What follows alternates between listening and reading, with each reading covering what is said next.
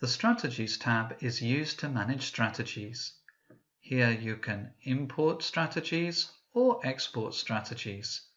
You can add new strategies or delete existing strategies. Strategies can be started or paused by using the Start Pause button. Only started strategies can place bets. We will now create one basic strategy that will place a back bet on the first favourite of UK horse racing win markets. First, we click on the Add New button. A new form will open where we can add the strategy name and description. UK horse racing first favourite. You can also add a description if you want. Here I've written bets on the first favourite of UK horse races between odds of 1 and 3. We will not change other default settings on this form because those are advanced settings that are used for trading and more complex strategies that place multiple bets on a single runner. When we click Save, the strategy will be saved and added to the list of other strategies. When we open the strategy details for the first time, the Bets tab will be displayed. It is empty because this is a new strategy that has not placed any bets yet. The Bets tab shows only placed bets in this current bot session. For a full history of placed bets, you should use the Main Bets tab. Next is the Market Conditions tab. By default, this tab already has two conditions that must be satisfied before the bot is allowed to place any bets. The overround book percentage condition makes sure the offer on the market is valid, and we strongly recommend that you never remove this condition. This condition makes sure the back prices over rounds are between 100 and 115%, and the lay prices over rounds are between 85 and 100%. What does that mean? It's easier to understand when we look at the Betfair screen. It basically stops the bot from betting on underdeveloped markets. Here we can see a developed market about 5 minutes before the off. The back over round is at 109% and the lay over round is at 94%. That would satisfy the conditions for this strategy. But here we see an undeveloped market 2 days before the off. The back over round is at 700% and the layover round is at 15%. You can see instantly that this market is not offering valid prices yet. The overrounds condition stops the strategy from betting on these kinds of markets. It is possible to edit this condition by clicking on the Edit button, but we don't recommend you edit this one. The other market condition that is added by default is a time to bet condition. We can edit it here. The default time to bet is 300 seconds before the start of in-play. That's about 5 minutes before the official start time. If we want, we can change that to start betting at 30 seconds before the official start time. Next, we will use the Add Rule button on this strategy and add an event filter that will make it bet only on horse races. Here we're looking at marking conditions, at an events filter, and here I click on Add Rule. This will tell the strategy to bet only on selected event types, such as horses, greyhounds, football, etc. We want to set it to only bet on horse racing. I select horse racing and click Add, and then Save. Next we can add a markets filter to only allow betting on win market types. Here I select Win, Add, and Save. I also want to add a country filter. Here I can tell it to bet on only events from the United Kingdom. I click Add and Save. Next, we need to set rules for finding the right selections to bet on. This is done in the Selection Conditions tab. The Selection Conditions tab already has two rules in it by default: a back and lay price ratio rule and a min-max selection price rule. The back and lay price ratio condition ensures that the back and lay prices are close to each other, which will mean the offer for the selection is valid. Again, what does this mean? The max ratio between back and lay price is 15%. use first best back price, use first best lay price. And it may be easier if we look at the Betfair website itself. If we look at this game, Man United versus Lask Linz, and see that this is obviously a well-developed market. The over rounds and under rounds look good, and just by looking at it, these odds look fine to bet on. The back and lay price ratio basically puts that into numbers.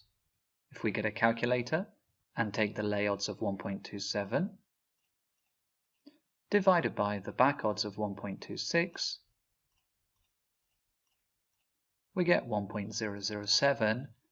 Basically, if you minus 1 and times by 100, we get a percentage, 0.79.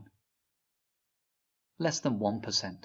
Less than 1% is easily within our back and lay price range. If we look at the higher odds for Lask Linz and take the lay odds of 15, divided the current back odds of 14.5, we get 3%. 3% is still well within our range. But if we take a look at an obviously underdeveloped market, such as this match between Rubin Kazan and Lokomotiv, it's still a few days away, and the odds are not developed at all. If we take the lay odds of 3.95 and divide by the back odds of 3.3, we get 19%. This is over our back and lay price range. This means that the bot will not bet on markets that are undeveloped, and we can see that easily just by looking at this market. This condition also says, in the advanced options, that you can tell it to use the first, second, or third best back price, and the first, second, or third best lay price. This means using the first, second, or third best back price, or the first, second, or third best lay price. In the case of a developed market, using the third or the second best prices would ensure a market is developed as much as it's possible to be, with money available at each odds level. So the back and lay price ratio is very important for making sure that you get good odds from a developed market.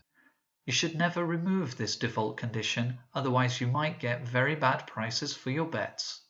Also, we can edit the min-max selection price condition. Here we want the bot to check that the runner is the favorite by position 1, so that means it's the runner with the lowest odds, the favorite, and we want it to check if the back price of that selection is between 1.01 and 3.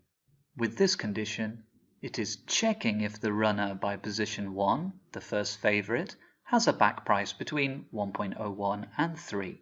This condition means that if the first favorite doesn't have a back price between 1.01 and 3, it won't allow the bot to bet on that selection.